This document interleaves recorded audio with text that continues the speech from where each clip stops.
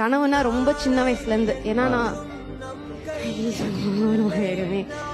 சின்ன வயசுல இருந்தே அது ஒரு கனவு. ஏன்னா வீடே இல்லாமலாமும் சில மாசங்கள் இருந்திருக்கோம் நாங்க.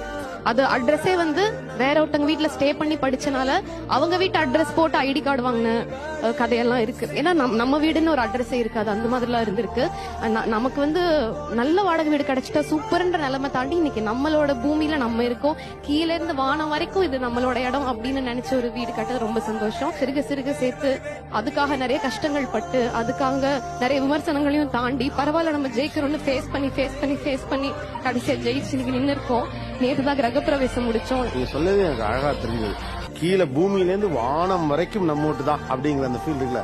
நீங்க தூங்கி எந்திரிச்சு பார்த்தா, விடிஞ்சு பார்த்தா நீங்க உங்க சொந்த வீட்டுல படுத்திருக்கீங்க. எப்படி இருந்தது அந்த ஃபீல்? அந்த சூரிய கதிர்களே அந்த ஜன்னலோட கோடு இருக்கும்ல, அந்த கோடை தாண்டி அந்த ஷேடோ அந்த செவுத்துல வந்து பட்டிருந்தது.